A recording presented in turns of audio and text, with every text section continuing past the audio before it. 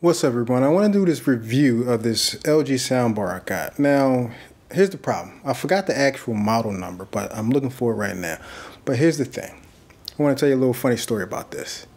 When I went to Best Buy to pick up a soundbar for my LG OLED TV, the one I wanted was $500, right?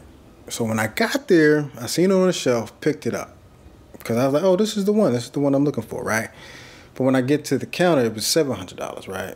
So this wasn't even the one I wanted, but I was like, I'm not taking it back. I'll just buy this one, right? So I believe this is the exact model. People probably ask me, how you forget the model? Easy, because I threw everything away. And once I set it up, I just went through everything, went on the app and set everything up, and I was good. So that's how I'm at where I'm at today. But I believe it's the LG soundbar wireless subwoofer S90QY, right? It's a 5.1.3 channel system, 570 watts, home theater, Dolby Atmos, and all that other things, right? So let's start with that. Now, when you look at this one, right, it has 3 firing speakers up top and 2 in the front. So when it comes to like my recent review of the Sony A5000 with the RS5 rear speakers, subwoofer, and all those things. I did a video about that, talking about that system, how certain things sound great, certain things kind of sound okay. They don't sound the best as far as, you know, certain apps that I use. This soundbar amazed me the day I set it up, right?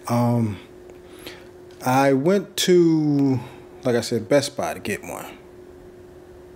Didn't really expect anything more than what I was getting from the Sony. So when I got it, I was like, all right, turned it up a little bit. This is the one thing I will say about this soundbar compared to the Sony. Now, I've heard this problem before. With the A5000, it has this thing where the volume's not as loud as it could be. But I heard the A7000, the volume's perfect. This LG soundbar at 30 notches of volume sounds amazing. And like I said, with the Sony and with this soundbar as well, certain apps bump and sound amazing on this. Like I said, I had an issue with Disney Plus when it came to certain, you know what I mean, content on there. It was optimized for the Dolby Atmos. Now, I'm old school. I grew up on the X-Men cartoon, so X-Men 97 came out. Sounds amazing on that LG soundbar. It doesn't sound as good to me on the Sony because I have to turn the volume up to a certain point to kind of get the same bump I get with the LG. And I know it's like nitpicking with these things, but when you hear the difference and hear how amazing this sounds, now mind you, I don't have any rear speakers with this. This is just the soundbar and the subwoofer that thumps. Like, love it. I love it.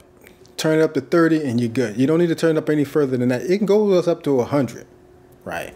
And the Sony, I believe, goes up to all the way up to 80. So that's not like a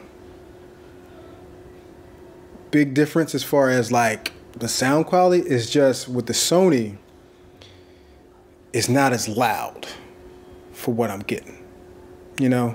So with this LG soundbar, like I said, when I got it, this isn't even what I wanted. I just got an overall better package when I picked this one, when I couldn't get the one that I actually thought I was getting.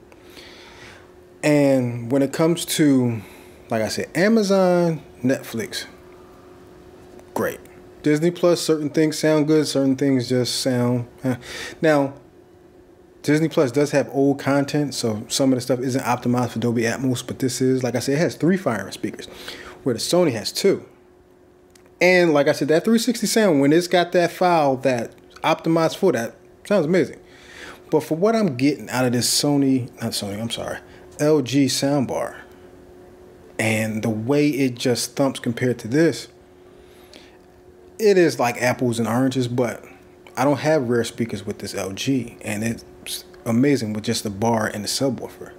With the 360 sound I got with the Sony, so like I said, certain things sound amazing. When it comes to sound bars overall, if you're not an home theater enthusiast about wanting to sound like every little intricate part of whatever scene you're in, action-wise or whatever, soundbars I think are a nice option for anybody who wants a bit of a thump without having to put too much work into buying all the stuff that requires for a home theater, right? Now, I looked at this one on this Amazon, that this LG soundbar was cut down to $500. And then I seen it one time for like $400. So if you catch it at the right time, you catch it at a good spot. But I'm going to leave it in the link below. So if anybody's interested in this soundbar, if you have an LG TV, you can't go wrong with this one. Now, there's probably other ones that cost more that probably sound even better. But at this price point, if you can get it, definitely recommend getting it. But when it comes to my review of this, I know people probably ask me which one sounds better overall. Okay. The Sony is going to have the advantage because I have the rear speakers for that. So there's certain aspects of that that's going to have a bit of an edge. But a soundbar and a subwoofer, if I take those out, I like the LG better. For one, I don't have to turn it up as loud and it thumps even more. Now, I don't know if that's because it has 3 speakers or what, but it sounds like, depending on the room you have it in, and it bounces off the ceiling and things like that, it sounds amazing. It does have an app to it where you can kind of tweak certain things, turn it on and off. It's does the job for the most part, but once you get into the settings and set it to cinematic, I mean, I'll leave it on as that. I don't put on sports or nothing like that. I just leave it on cinematic, and it sounds amazing. And I must say, like, comparing these two, I like certain features of both of them. And when like I said, when I got it, I did the comparison right when I got it. I had the TV right there next to this one, and had that soundbar and the Sony soundbar next to each other. And like I said, that LG soundbar just bumps a little bit more at lower volumes, where the Sony, you got to turn it up. Sounds great, but it's just, I don't like having a speaker up that loud, because if you blow the speaker out, or one of the speakers on there out, that's a lot of money going out the drain. And I'm not taking it to no repair shop. Do they even have those anymore? Good question, right? But I like both of these soundbars. I prefer certain features of one over the other. But overall, when it comes to a soundbar, if you got an LG TV, I always try to get the same speakers for the same brands, because they just optimize better for that. Like, I got a Sony TV, Sony soundbar. LG TV, LG soundbar. Just not saying they can't work with either one, but they just seem to be optimized better, of course, for brands that, you know, is the same brand. Overall, I like the soundbar. I'll leave it in the link below if you're interested in it. But anybody who has soundbars, who has full-on movie theater systems, here's a question I have.